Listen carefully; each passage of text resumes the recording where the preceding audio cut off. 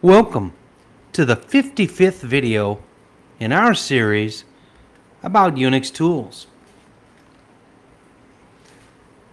You can see we're back to looking at our cheat sheet that we've been building, and I've added a new line. The line where you see the cursor here, which remember you can press Ctrl-G and it'll tell you at the bottom of the screen. That's line 12. We have 32 lines total in this file. Okay. So, what else can we learn? Well, there's just so much we could learn. Our Control F and Control B are very convenient to do pages.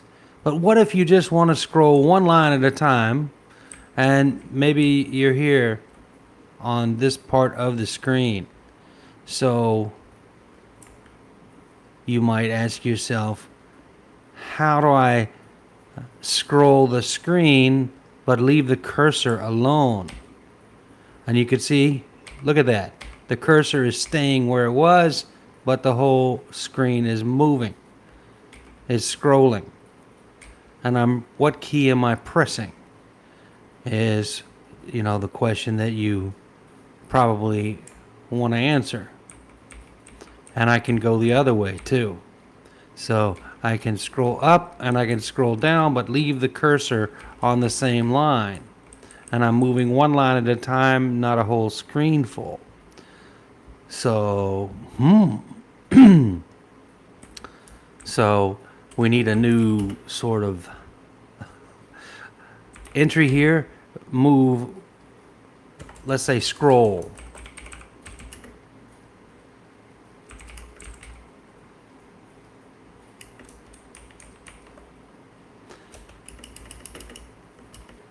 This one I'm going to write down like that. And this one I'm going to write down like that. And the hat that you see, that symbol that says press the control key. So if we do a Control-E, we're going to scroll up. What happens when we get to the top line? When you get to the top line, you keep scrolling up, but the cursor won't leave the window.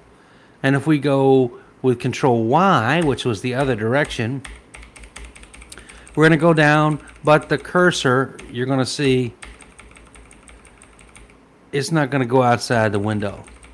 And this file isn't long enough, so let's go down here.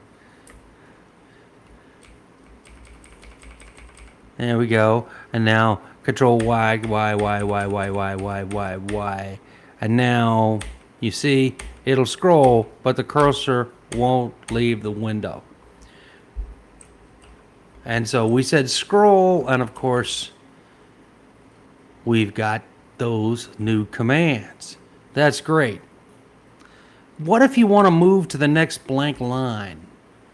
Okay, maybe I'm right here on this one in the move one row, and I'd like to go to the next blank line.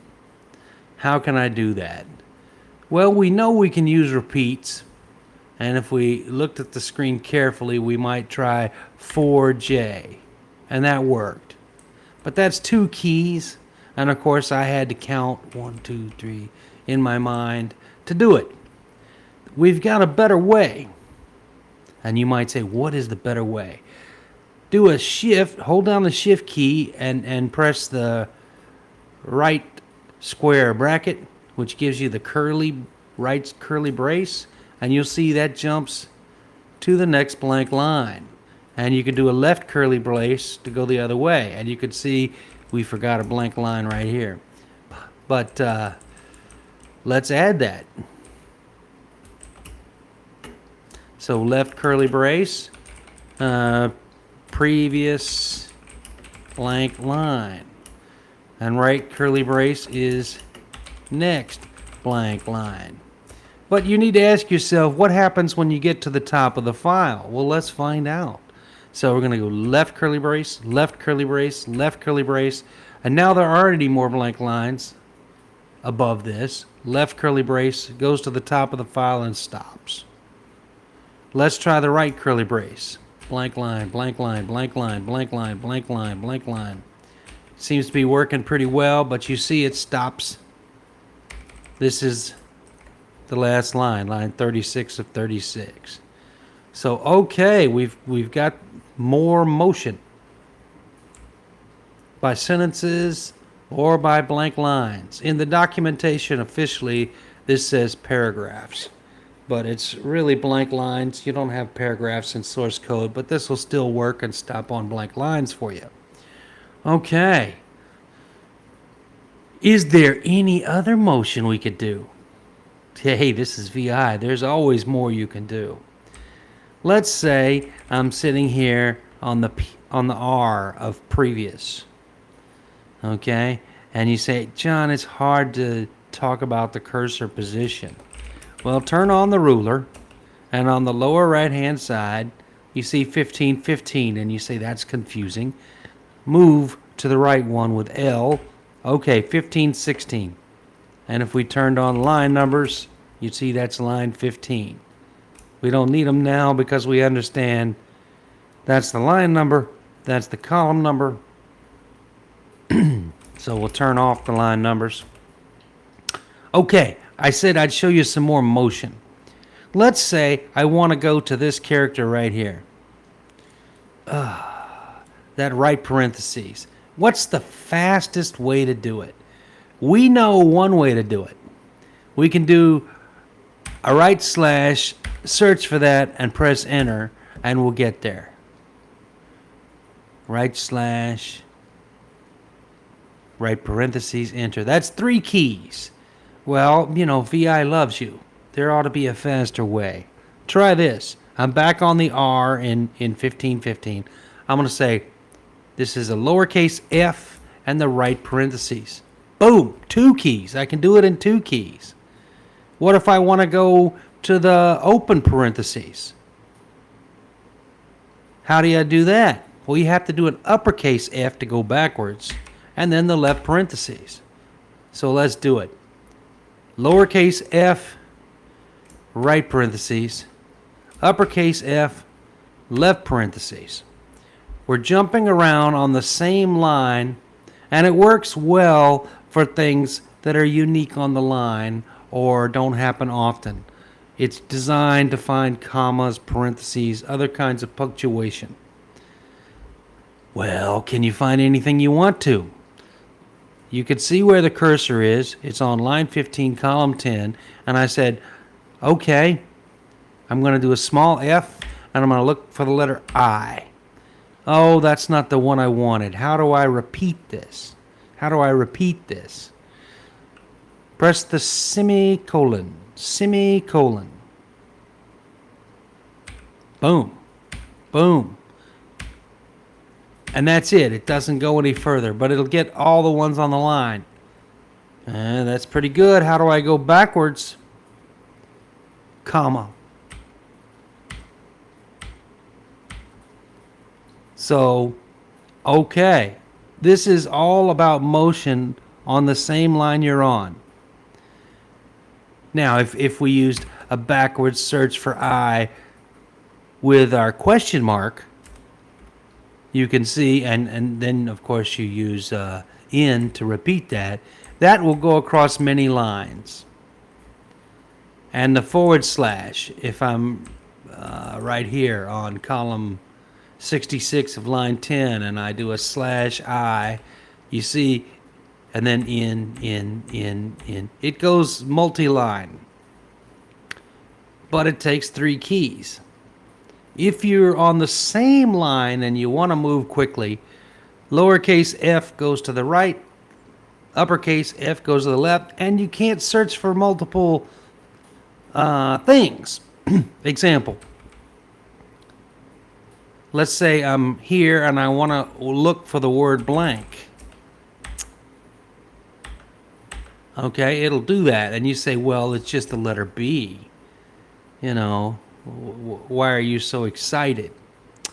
But if I do a if blank, oh no, look what happened. I modified my file. So the if is for single characters. Lowercase is right, uppercase is left. Let's update this stuff.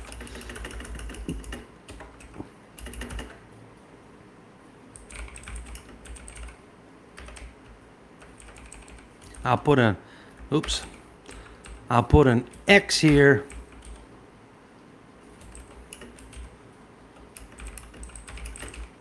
Like that. And that's not previous, that's next. And so we really should have done the previous on the left to look good. And over here, we'll do fx next char x on same line.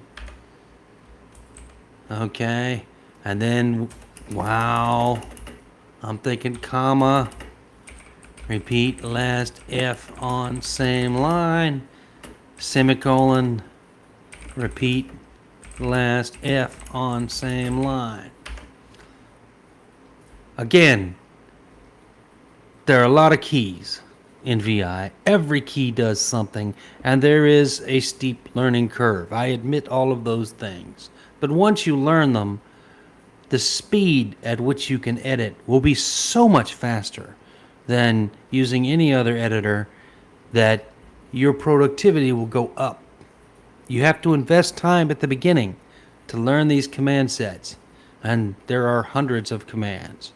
But if you do it, your speed at editing a file will be so fast you can update a file in a few seconds that takes somebody with Notepad a full minute.